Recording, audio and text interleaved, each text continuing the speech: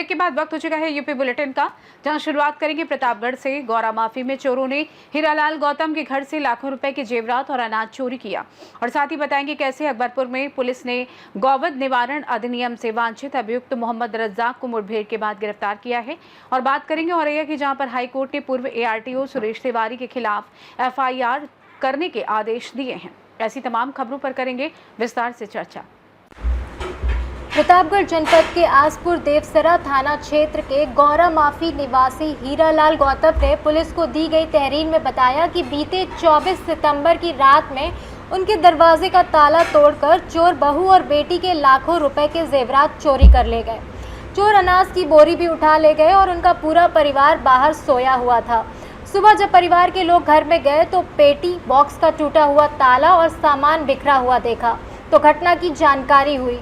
घर में चोरी होने की जानकारी पर आसपास के महिला पुरुष घर पर आ पहुंचे और 112 पुलिस को सूचना दी गई। पुलिस मौके पर पहुंची और जांच पड़ताल कर थाने पर शिकायत करने की बात कर लौट गई। पीड़ित ने घटना की तहरीर गुरुवार की शाम करीब 6 बजे पुलिस को दी है और पुलिस मामले की छानबीन में जुटी है। प्रतापगढ़ से सी न्यूज़ संवाददाता रोहित जायसवाल की रिपोर्ट।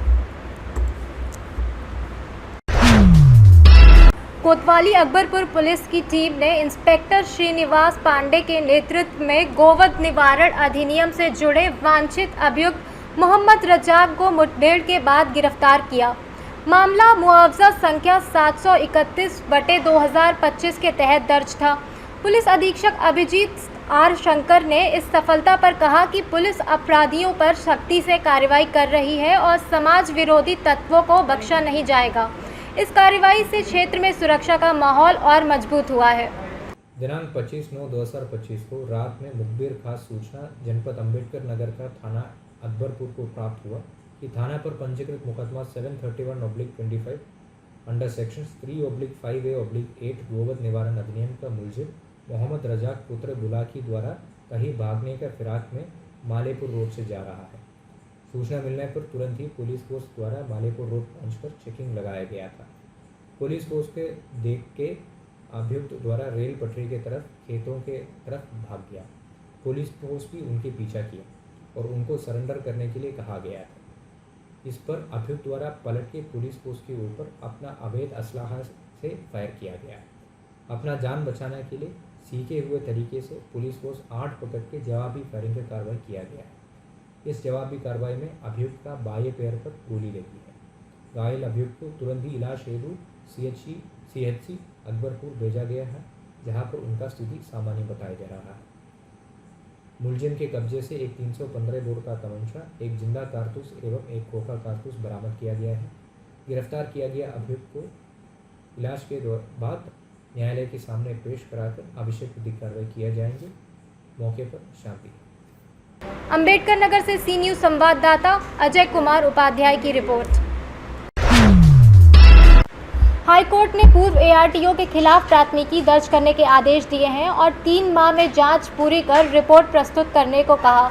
याचिकाकर्ता ने आरोप लगाया है कि पूर्व ARTO ने उसके ट्रक का चालान अधिक राशि का दिखाकर कम राशि की रसीद दी और जब शिकायत की तो वाहन जब्त कर नया चालान किया। याचिकाकर्ता ने चालान की राशि की भुगतान संबंधी ट्रांजैक्शन रसीद भी न्यायालय में प्रस्तुत की। मामले की गंभीरता को देखते हुए कोर्ट ने पुलिस अधीक्षक को FIR दर्ज करने का निर्देश दिया है और पूर्व ARTO का विवादों से पुराना नाता है, वह एक बार फिर गंभीर मामले में सुर्खियों में है। औरैया से सी न्यूज़ संवाददाता राजेश मिश्रा की रिपोर्ट। बरेली पुलिस ने IMC प्रमुख के संभावित प्रदर्शन को लेकर शहर में धारा 144 लागू कर पूरी तरह अलर्ट जारी कर दिया है और हर जगह भारी फोर्स तैनात कर दी गई है। पुलिस ने साफ किया है कि जिले में किसी भी प्रकार का प्रदर्शन अनुमति नहीं है और इसे करने वालों के खिलाफ सख्त कार्रवाई की जाएगी। हालांकि IMC प्रमुख ने पहले ही शांति बनाए रखने की अपील करते हुए आई लव मोहम्मद मामले में ज्ञापन सौंपने की बात कही है। आराम से बोलिए। आज जैसा कि आप सभी लोग जान रहे हैं, जुमे की नमाज है, इसको देखते हुए प्रॉपर यहाँ पर पेट्रोलिंग कर रही है और सभी से अपील भी की गई है कि नमाज पढ़ें। जुमे की नमाज पढ़ने के बाद वापस अपने काम नहीं है और वापस जाए। बाकी फोर्स पैरामिलिट्री फोर्सेस लगातार लोगों की सुरक्षा के लिए यहाँ पर व्यवस्था रही है। ठीक है। आज जनपद बरेली में खासकर शहर में पर्याप्त पुलिस बल लगाया गया है। लगभग 5 कंपनी पीएसी हैं, 1 कंपनी आरएएफ है। इसी के साथ साथ पूरे जनपद की फोर्स लगी हुई है महत्वपूर्ण पॉइंट्स पर। और आज किसी भी सूरत में शांति व्यवस्था भंग नहीं होने दी जाएगी किसी भी व्यक्ति के द्वारा, और इसमें हमारी पूरी तैयारी है और सकुशल आज की जो नमाज है वह संपूर्ण कराई जाएगी। बरेली पुलिस क्या अपील करती है लोगों से, जिस तरह से मौलाना ने नमाज के बाद लोगों को आह्वान किया? इसमें यही अपील है कि सभी शांतिपूर्वक अपने अपने जगह नमाज अदा करें और कहीं पर भी कोई भी गैर वैधानिक जमावड़ा ना करें, कोई जुलूस ना निकालें। यहाँ पर ये अभी धारा 144 लगी हुई है, ये अलाउड नहीं है। और शांतिपूर्वक प्रशासन का और पुलिस का सहयोग करें। सर, ये मौलाना ने एक और वीडियो जारी किया है, उसमें कहा है कि सब लोग ज्ञापन देंगे वहाँ पर और नमाज पढ़ेंगे। सब लोगों का नहीं कहा गया है। इसमें जो वीडियो आया है उसको भी हम एनालाइज कर रहे हैं, उसको भी देखा गया है। और जो पुलिस की तैयारी है वह पूरी है। जितने पिकेट्स हैं, जितने बैरियर्स हैं, वहाँ पर पर्याप्त पुलिस बल लगाया गया है और इसके अंदर किसी को भी किसी भी सूरत में माहौल बिगाड़ने नहीं। बरेली से सी न्यूज़ संवाददाता मुकेश सिंह की रिपोर्ट। बहराइच के विकास खंड बल्हा की ग्राम पंचायत बाल सिंहपुर में हैंडपंप की खराब स्थिति और भ्रष्टाचार की खुली पोल सामने आई है, जहां कई हैंडपंप वर्षों से खराब हैं और ग्रामीणों को गंदा पानी पीने को मजबूर होना पड़ रहा है। मरम्मत और देखरेख के अभाव में ये हैंडपंप केवल शोपीस बनकर रह गए हैं, जबकि जिम्मेदार अधिकारी मौन साधे हुए हैं और विकास अधिकारियों की उदासीनता के कारण लोगों को इस समस्या से जूझना पड़ रहा है। साथ ही लाखों की लागत से बने पंचायत भवन में ताला लटका रहता है, जो सरकार की छवि को भी प्रभावित करता है। मामले में खंड विकास अधिकारी ने बताया कि जांच के बाद दोषी पाए जाने पर कार्रवाई की जाएगी। बहराइच से सी न्यूज़ संवाददाता रामनिवास गुप्ता की रिपोर्ट। आगामी त्योहारों को लेकर पुलिस ने सुरक्षा कड़ी कर अलर्ट जारी किया है। आपात स्थिति से निपटने के लिए बलवा ड्रिल आयोजित की गई, जिसमें पुलिस जवानों को साप्ताहिक परेड के दौरान जरूरी टिप्स दिए गए और आपात उपकरणों की जांच भी की गई। पुलिस की विभिन्न शाखाओं का निरीक्षण कर आवश्यक निर्देश दिए गए। वहीं एसपी विनोद कुमार ने जवानों की मानसिक और शारीरिक दक्षता परखने के लिए दौड़ भी लगवाई। कन्नौज से सी न्यूज़ संवाददाता सीबू सैनी की रिपोर्ट। ललितपुर में नारी शक्ति फेज 5 के कार्यक्रम के तहत बेटियों को सशक्त बनाने और उनमें नेतृत्व भावना विकसित करने के उद्देश्य से एक अनोखी पहल की गई, जिसमें प्रतिभाशाली छात्राओं ने एक दिन के लिए जिला प्रशासन की कमान संभाली। इस आयोजन में कुमारी सिद्धि चौरसिया ने जिला अधिकारी की भूमिका निभाई, जबकि अन्य छात्राओं ने अपर जिला अधिकारी और अन्य प्रशासनिक पदों का कार्यभार संभाला। छात्राओं ने जन सुनवाई में भाग लेकर जनता की समस्याओं को सुना और समाधान के निर्देश दिए, जिससे उनकी कार्यशैली और आत्मविश्वास की अधिकारियों ने सराहना की। इस कार्यक्रम ने बेटियों को समाज और प्रशासन की चुनौतियों को समझने का मौका दिया और यह संदेश भी दिया कि महिलाएं हर क्षेत्र में नेतृत्व करने में सक्षम हैं। छात्रा हूँ। आज ये अवसर मुझे मिला है, जो कि मेरे लिए बहुत ज़्यादा प्राउड फील कर रही हूँ अपने आप में। हाँ, तो ये सपना था कभी फ्यूचर में यहाँ पर आने का, और हमारी मेहनत से, टीचर्स की थोड़ी सी मेहनत से और अपने खुद के उससे हम आज यहाँ पर बैठे हैं। तो ये हमारे लिए बहुत अच्छी बात है। आगे क्या करना चाहेंगे? फिलहाल तो अभी हम बीटेक करना चाहते हैं, लेकिन हाँ, वहाँ से आगे जाके हमें यूपीएससी का एग्ज़ाम क्लियर करना है और एक डिग्री लेके हमें वहाँ पर जाना है, आगे इस सिविल सर्विस साइड में जाना है। आपको कब पता चला कि आपको एक दिन का जिलाधिकारी बनाया जा रहा है? ये कल शाम को हमारी टीचर का फ़ोन आया, उन्होंने बताया है कि यहाँ पर हम महिला सशक्तिकरण मिशन के अंतर्गत कुछ छात्राओं को एक दिन के लिए मतलब अलग अलग पोस्ट दी जा रही है, जिनमें से मुझे डीएम की पोस्ट के लिए चुना गया है। कौन से विद्यालय से हैं? राजकीय बालिका इंटर कॉलेज। कौन सी क्लास? क्लास 12। कहाँ की रहने वाली हैं? प्रॉपर ललितपुर। शिकायतें आई हैं आपके पास, तो क्या आपने देखा और क्या निर्देश दिए हैं आपको? सर, मतलब जो हमारे पास कंप्लेंट आई है, वो जिसके डिपार्टमेंट में जाते हैं उनको हमने। किस क्लास की छात्रा हैं आप? आज कैसा लग रहा है टीएम बन के? बहुत ही अच्छा लग रहा है और एक्सपीरियंस भी होता है कि कैसे क्या करना है। आगे चल के आगे क्या बनना चाहेंगे आप आगे? अभी तो हम पढ़ाई कर रहे हैं और ये इसी क्षेत्र में आगे बढ़ेंगे। अच्छा, तो अभी आपके पास शिकायतें आई हैं तो आपने क्या दिशा निर्देश दिए हैं? अभी आई शिकायत तो जल्दी से जल्दी जो प्रॉब्लम से उनको हल करने के लिए बोला है। एक दिन का नियम बनाया गया है सर मिशन शक्ति के तहत, क्या कहना चाहेंगे आप? एक्चुअली मिशन शक्ति फेज 5 के अंतर्गत सारी जितनी भी हमारी नारी शक्ति है, पर्टिकुलरली जो हमारे बच्चे हैं जो स्कूल जा रहे हैं इंटर कॉलेज के लेवल पे, सो दैट वो अनुभव कर सके कि जो है प्रशासक की तरह इस चीज़ों को चलाना कैसा होता है, एंड उस अनुभव के साथ वो प्रेरित हों, दूसरों को प्रेरित करें, and at the same time जो जेंडर डिवाइड है सर्विसेज में, वैसे काफ़ी हद तक हम लोगों ने उसे कैचअप करा है। इस पहल के थ्रू ये बाकी लोगों को भी इंस्पायर करें, खुद भी इंस्पायर हों, ये हमारी मनोकामना है। और सबसे इम्पोर्टेंट ये है कि वो सशक्त फील करें, to able to feel the power of a district magistrate इस टेंडर एज में, सो दैट कभी भी वो किसी चीज़ से डरे ना, और लाइफ में जितनी भी प्रॉब्लम्स आती हैं उन सबका धैर्य से सामना करें। इसी के लिए हम लोगों ने पहल चालू करी है, एंड ऐसा हम करते रहेंगे। It is part of all mission शक्ति फेज 5 के अंतर्गत जो है मतलब ललितपुर से सी न्यूज़ संवाददाता विकास की रिपोर्ट। ललितपुर के तालबेहट नगर पंचायत में पार्षदों ने अध्यक्ष पर गंभीर आरोप लगाते हुए जिला अधिकारी के समक्ष ज्ञापन सौंपा।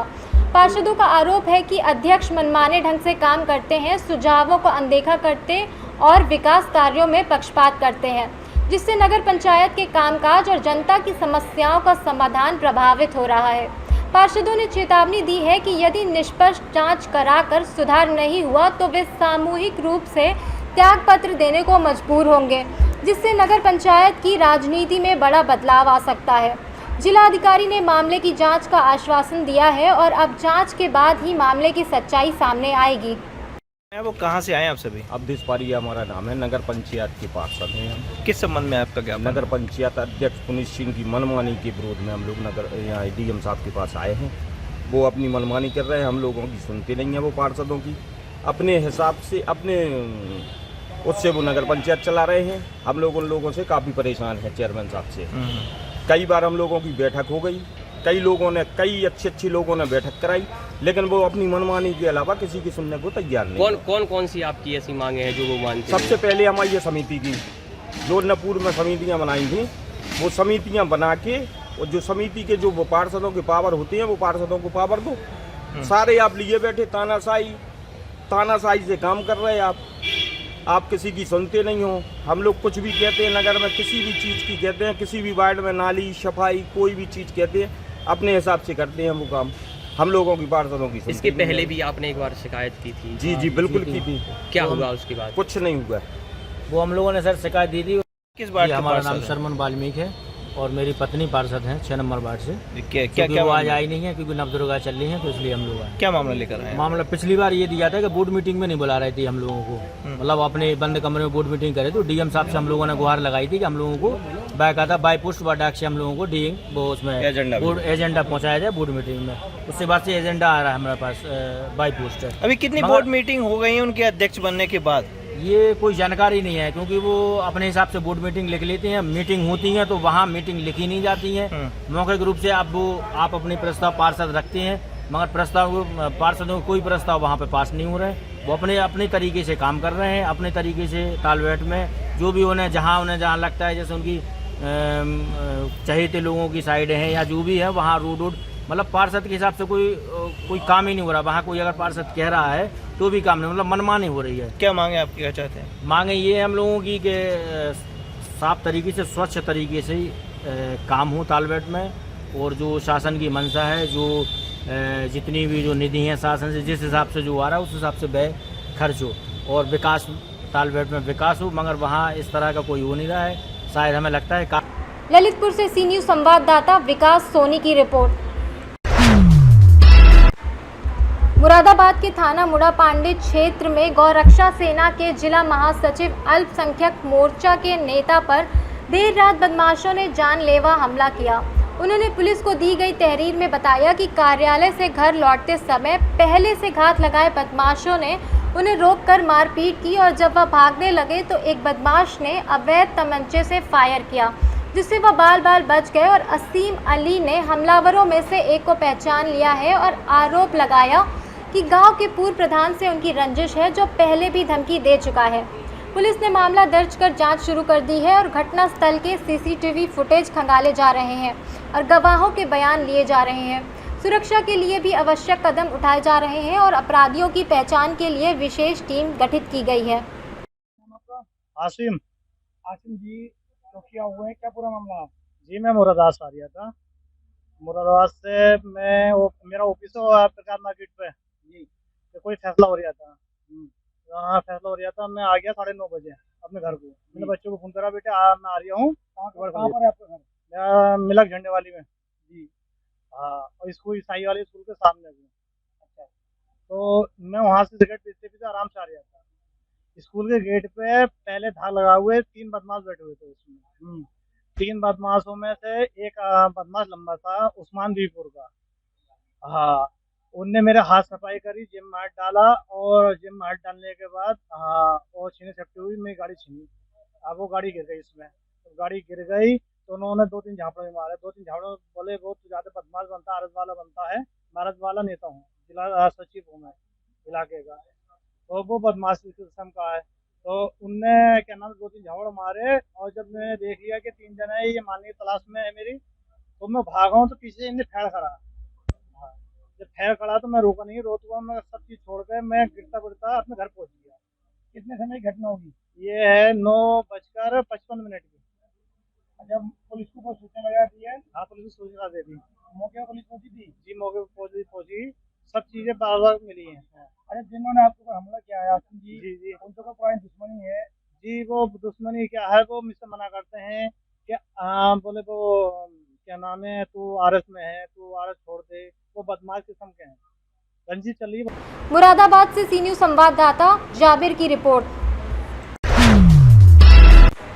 आयुक्त उत्तर प्रदेश के आदेश के क्रम में जिला अधिकारी व पुलिस अधीक्षक पीलीभीत एवं उप आबकारी आयुक्त बरेली प्रभार बरेली के निर्देशन एवं जिला आबकारी अधिकारी के नेतृत्व में अवैध शराब के निर्माण एवं बिक्री के विरुद्ध चलाए जा रहे प्रवर्तन अभियान आबकारी निरीक्षक क्षेत्र 5, आबकारी निरीक्षक क्षेत्र 1, आबकारी निरीक्षक क्षेत्र 4 में आबकारी स्टाफ व थाना माधो टांडा पुलिस की संयुक्त टीम द्वारा थाना माधो टांडा अंतर्गत ग्राम सपाह, नवदिया, सुखदासपुर, जमुनिया आदि के संदिग्ध स्थलों पर दबिश दी गई।